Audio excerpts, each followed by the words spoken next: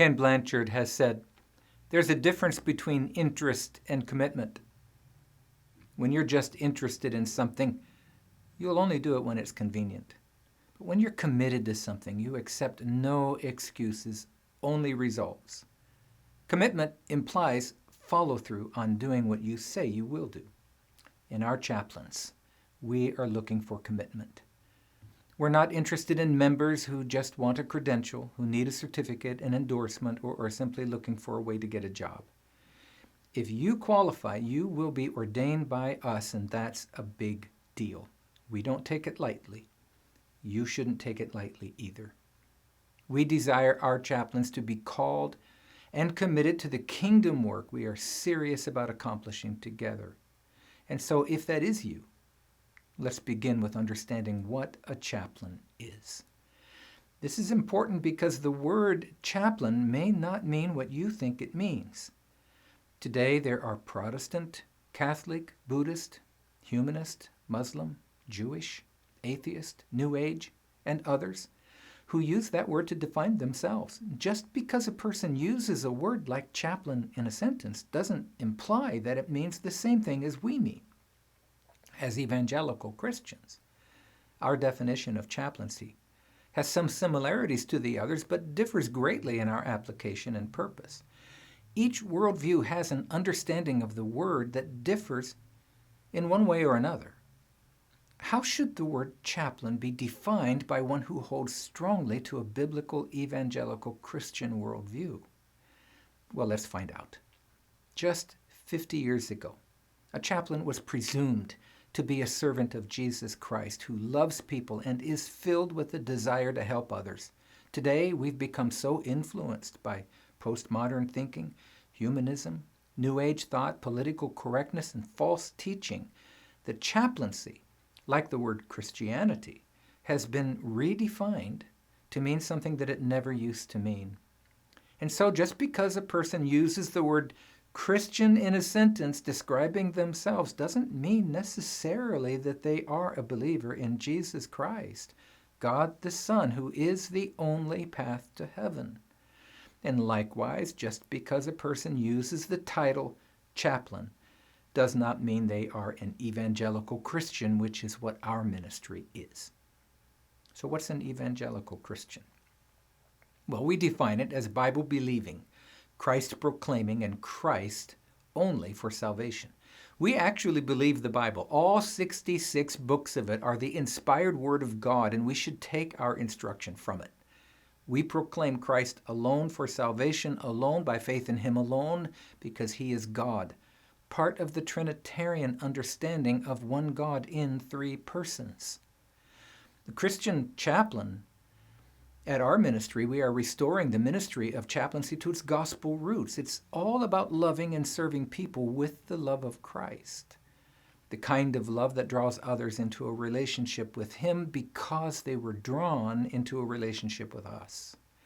At the end of the day, this is the most important thing that a Christian chaplain can do. So what is a chaplain then? Well, let's start by comparing definitions and consider the one that we feel is good for our Christian chaplain ministry. The Cambridge Dictionary defines chaplain as an official who is responsible for the religious needs of an organization. That's short and sweet, but it's inadequate. The National Association of Catholic Chaplains defines chaplains as professionals who provide spiritual and emotional support to people in many different settings, where the chaplain listens to people who are in a very vulnerable place. Chaplains celebrate with families who received great news. As a chaplain, you will mark the beginning of lives, the end of lives, and the many transforming moments in between. Actually, that's a pretty good definition, and I kind of like it. The National Association of Jewish Chaplains defines chaplaincy as this: a Jew who is demonstrated professional excellence as a chaplain committed to Torah Yisrael, has completed eligibility requirements, is approved by the Commission on Certification, and confirmed by the Board of Directors of Neshima, is grounded in a faith commitment to Judaism. The Jewish chaplain responds pastorally to religious, spiritual, and psychosocial needs. As a pastoral professional, the chaplain ministers holistically as witness, prophet, advocate, clinician, educator, and spiritual companion in the healing process. Now note that's the specific emphasis on Jewish beliefs here, which is their right, just like it is our right to hold an evangelical Christian perspective. Well, what about a humanist chaplain? Humanism is the belief that you can lead a good life without God, because you have everything you need already in you and you have no need of a creator. It is the belief that we only have one life and that we should make the most of it for ourselves and for our fellow human beings. Humanists make sense of the world by means of reason and evidence while rejecting what they call superstition. Humanists believe that they are guided by rational thought and focus on the importance of human cooperation and compassion for solving problems. This is their definition. The humanist chaplain provides pastoral care based on humanist principles.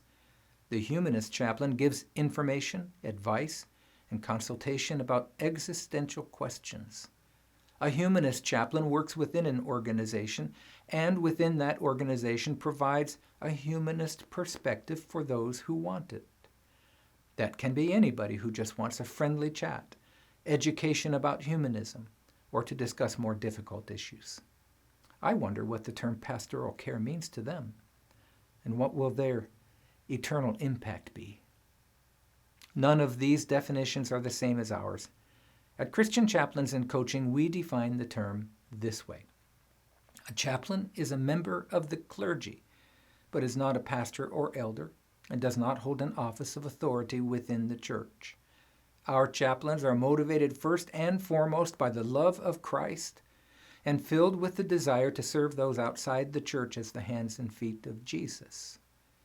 Because we believe that Jesus is God the Son who came into the world to save sinners from death and permanent separation from God, we make him the heart of our mission.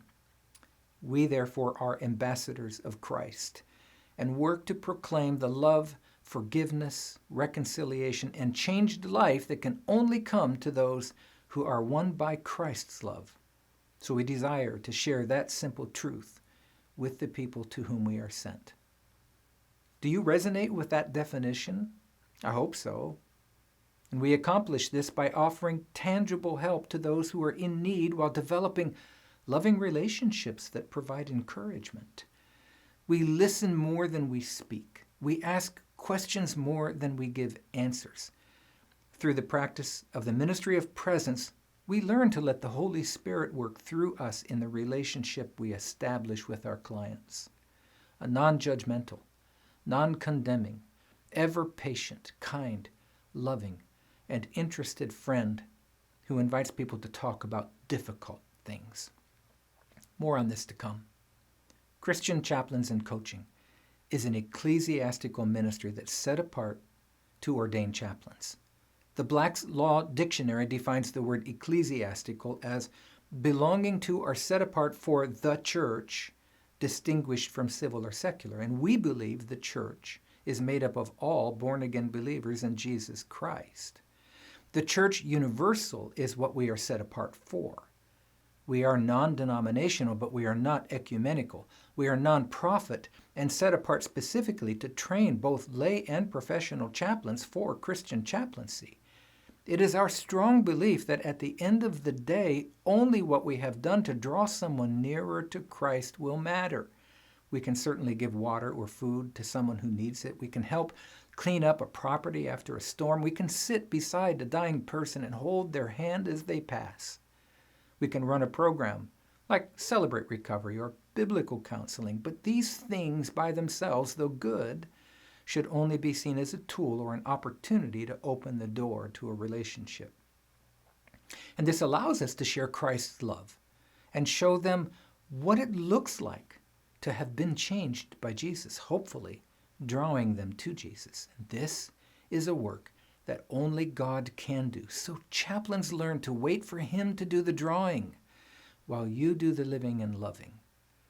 Our chaplains are essentially a disciple of Jesus with a recognized ministry credential of clergy. but one who typically works in a secular setting, though some will also serve in their church. Now, that word clergy is used here in the legal sense. What do ordained pastors, priests, shamans, imams, Buddhist bhikkhus, and chaplains all have in common? Well, we're all considered clergy under the law. But a chaplain is not a pastor, even though many of our chaplains are pastors too. Our chaplains are on mission with Jesus in community with other people of faith for the purpose of glorifying God, proclaiming the gospel by putting a gospel-centered life on display and helping others become his faithful followers too. Everything that we do of a tangible nature should be seen as an opportunity for the person to open the door to the gospel. But we do not force the door open. We love and serve. We wait on Christ to open the door. The gospel must always be at the core of our work, though. We never move away from the gospel. However, we must remember where we are. Context and setting define our approach, and it must never, ever be pushy or abrasive. When working in secular settings, we ask rather than tell. We invite rather than push. We listen more than we speak. So the two most important skills of a chaplain are presencing and communication. Well, the word communication has the meaning of to reach a shared understanding, and part of our job is to truly understand the other person, their culture and beliefs. What do they mean by what they say? How are their emotions being affected by their circumstances and spiritual life? We strive for empathy. This requires time and patient listening to understand. To accomplish that, you must be truly present. You will learn to practice the ministry of presence, to listen and love, to encourage and provide tangible help to those who are in need. Chaplains lead with loving relationships and earn the right to share the gospel as God opens the doors to do so. A chaplain is never aggressive nor abrasive. Because we do our ministry in secular settings, chaplains care for people, and we never ever lead with proselytizing. Instead, we learn to make a friend, be a friend, and then draw the friend to Christ as the Holy Spirit guides them. Proselytizing is a word that means attempting to convert a person from one religion, belief, or opinion to another. This includes issues of faith, doctrine, lifestyle, and even political opinions. Chaplains are not apologists who are eager to defend the Christian faith and argue for our view of right and wrong. We're not there to correct other people who do not believe as we do. That work can only be done by the Holy Spirit, and we need to learn how to take a back seat to Him and just love people as they are. Proselytizing includes one denomination trying to convert a person from a different one, like a charismatic trying to convert a Baptist, or a Presbyterian trying to convert a Methodist. It includes arguing with someone about biblical doctrine that you may disagree with, and other things. Chaplains should never engage in proselytizing. No, what we do is we help, we listen, we spend time, and we love people with the love of Christ, and God does the rest. You be you. Let God take care of their salvation. Honestly, we must be willing to engage respectfully with people of any faith and find a way to address their spiritual needs right where they are in life, within their culture and their experience. We first must learn how to have a conversation with people by using spiritual language that they can understand in their context. Traditional Christian language, we'll call it Christianese, will not be understood by people outside of the church. We must learn how to engage with people through listening and use of story while avoiding traditional church words that may be confusing to them or misunderstood completely. Through relationship, we earn the right to share what we believe about the gospel and why we believe it. Just let God guide you, but don't proselytize. We're often asked this question: can women serve as chaplains? Well, of course they can, but it is important to understand why many will rightly ask this. Evangelical Christian churches have two different views of pastor qualification. These are called complementarian and egalitarian. So the complementarian believes that men and women are equal, but serve different purposes and occupy different positions. In this view, only men can become pastors or elders. But the egalitarian believes men and women are equal in both form and function, and therefore women can be pastors or elders. The view our ministry holds is complementarian. However, our purpose here is not to debate the merits of one over the other. We have chaplains from both persuasions, and yet we work well together. We will not, in this course, be sidetracked by arguing for or against either view. Rather, we will simply acknowledge that these views exist and, with respect, move on. Again, we're not apologists as chaplains. Know this, a chaplain is not a pastor or elder, though. A chaplain is not a deacon either. These terms describe offices in the church. A chaplain is not an office of any kind within the church. A chaplain holds no authority within the context of church. A chaplain holds no scriptural teaching authority over another person, as does the pastor. Therefore, no matter which theological view you hold, we argue that women can and should be chaplains. The work of a chaplain is essentially the work of a servant. Works outside of the church to hurting people who may not have a personal relationship with Jesus and are not members necessarily of a local church. Of course, chaplains serve believers too. But all believers, both men and women, are called to be servants, and that is what a chaplain is. But with the legally recognized credential of clergy that opens doors to ministry that would not otherwise be open to them. In the Old Testament, the word ordain conveyed the meaning of to fulfill a duty, carry out a plan, serve a purpose, to devote oneself to a task or a mission. And in the New Testament, the concept of laying on of hands is associated with ordination as one being commissioned for purpose. In a strictly technical sense, many people may be ordained to a task or a purpose other than that of a pastor. So to be commissioned for a purpose and prayed over with the laying on of hands for a purpose is our understanding of that word ordained. And in that sense, the word can be applied more broadly to categories of ministry and Christian service other than the office of pastor. Becoming an ordained chaplain does not make you a pastor.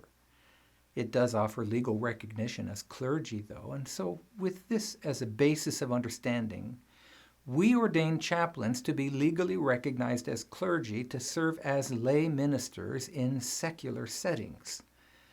Our ministry is approved and recognized by the federal government to ordain and endorse chaplains. We are on the approved endorser list for the Veterans Administration hospitals and the Federal Bureau of Prisons because our purpose is to equip, train, ordain, and endorse qualified Christians to serve as chaplains in both volunteer and professional settings. Such recognition as clergy is required for chaplains to serve in these settings, and it's required for becoming a board-certified chaplain as well. And it confers to our chaplains the ability to claim clergy confidentiality that safeguards private conversations and confessions as protected, and this is important. Often we chaplains engage in deep conversations of trust when people pour their hearts out and confess past sins, even crimes, as they make progress at being restored to a right relationship with God. So having the credential of ordained chaplain allows any true follower of Jesus to do the work that every follower of Jesus is called by Jesus to do anyway. But remember, a chaplain is not a pastor. A chaplain serves outside the church, an ambassador of Jesus Christ, serving as the hands and feet of Jesus with the pastoral authority of clergy in secular settings.